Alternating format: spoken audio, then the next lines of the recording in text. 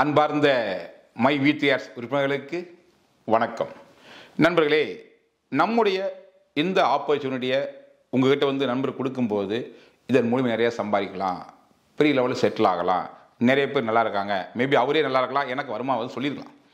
But இந்த இடத்துல இந்த விஷயத்தை கேட்கும்போது அடிப்படையில் உங்களுக்கு ஒரு எண்ணம் வர்றதுக்கு வாய்ப்பு இருக்குது. கொஞ்சம் பேருக்கு என்ன அப்படின்னா, இந்த மார்க்கெட்டிங் ஃபீல்டில் ஊறப்பட்ட கம்பெனி ஏற்கனவே பண்ணி பார்த்தாச்சு, பண்ணுறதையும் பார்த்தாச்சு, இதில் எதுவுமே உருப்படியான மாதிரி தெரியல, எனக்கே அந்த அனுபவம் நிறையா இருக்குது, இதுக்கப்புறம் இன்னொன்று சொல்லி நான் எங்கேயா பண்ண போகிறேன், போப்பா இதெல்லாம் சரி வராது சொல்லி ஒரு எண்ணம் உங்களுக்கு வரலாம். அவர் என்னதான் விளக்கம் சொல்லி எனக்கு வருது இப்படி இருக்குதுன்னு சொல்லி அவர் தன்னை வந்து வெளிப்படுத்தி சொன்னாலும் உங்களுக்கு ஏற்கனவே கடந்த காலத்தில் கிடைச்ச நெகட்டிவ் அனுபவங்கள்னால இந்த மார்க்கெட்டிங் ஃபீல்டே வேஸ்ட்டு, இதில் வந்து பெருசாக ஒன்றும் சாதிக்க முடியாது, இது நமக்கு தேவையில்லாத வேலை சொல்லிட்டு நீங்களும் ஒதுங்கிடுவீங்க. அவருக்கும் அட்வைஸ் பண்ணுவீங்க, உனக்கு எதுக்கு வந்து வேண்டாம் வேலை, ஒழுக்கமான என்ன வேலையோ அந்த வேலையை பாருங்க கூட அட்வைஸ் பண்ணுறதுக்கு வாய்ப்பு இருக்குது. நான் உங்ககிட்ட ஒன்றே கேட்குறேன். நான் என்ன கேட்குறேன்னா, நீங்கள் முயற்சி பண்ணீங்கல்ல, பல கம்பெனி ட்ரை பண்ணீங்கல்ல, ஒரு கம்பெனி ட்ரை பண்ணி தோல்வி வந்ததுக்கப்புறம் விட்டு போட்டு போயிருக்கலாமே, ஏன் ட்ரை பண்ணீங்க அடுத்த கம்பெனி? சரி அதுதான் ஃபெயிலியர், திரும்பவும் ஏன் அடுத்த கம்பெனி போனீங்க? விட்டுட்டு போயிருக்கலாமே, ஒன்றுக்கு 2 போச்சு, இதுக்கப்புறம் வேண்டான்னு போயிருக்கலாம்ல. இன்றைக்கி ஒரு முடிவு எடுக்கிறீங்களே, அந்த முடிவை முதல் கம்பெனிக்கு எடுத்துருந்தீங்கன்னா இவ்வளோ தூரம் லாஸ் ஆகிருக்க மாட்டீங்களே, இவ்வளோ சிரமப்பட்டிருக்க மாட்டீங்களே, இந்த அளவுக்கு வருத்தப்பட்டிருக்க மாட்டீங்களே, குடும்பத்தில் அவமானம் ஆயிருக்காதுல்ல, ஏன் அடுத்தது ட்ரை பண்ணீங்க?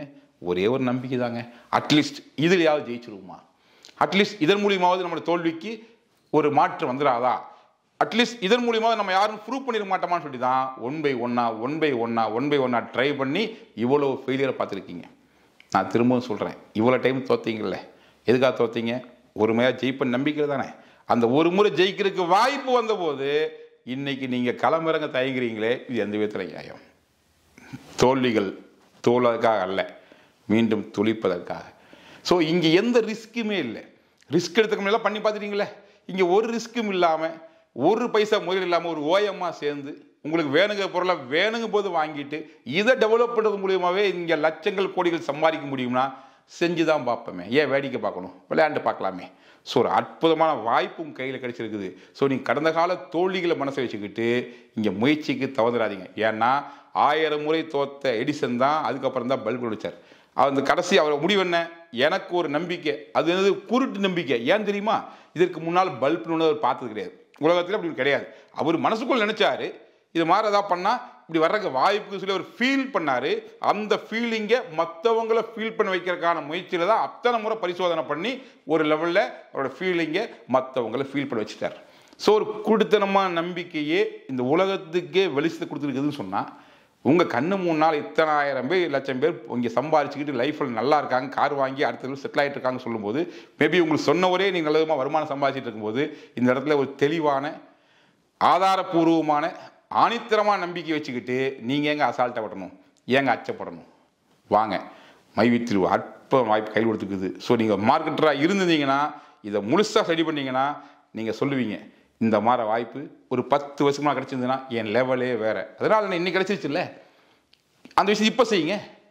இத்தனை அனுபவம் கூட்டிருக்குல்ல, அந்த அனுபவத்தை போல எங்கள் பிஸ்னஸில் வந்து கரெக்டாக வந்து வெளிப்படுத்துங்க, பயன்படுத்துங்க, அதன் மூலிமா மற்றவங்களோட வேகமாக அச்சீவ் பண்ணுங்க. ஸோ மொத்தத்தில் வாய்ப்பு கிடைச்சிருச்சு, இதை பயன்படுத்துறதுக்கு என்ன பண்ணலான்னு யோசிச்சிங்கன்னா பெருசாக ஜெயிச்சிடலாங்க.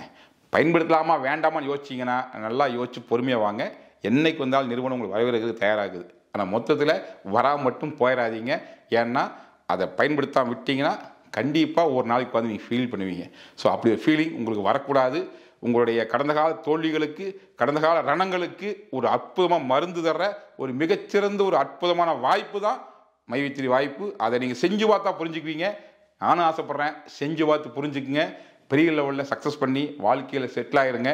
முயற்சி பண்ணுங்க.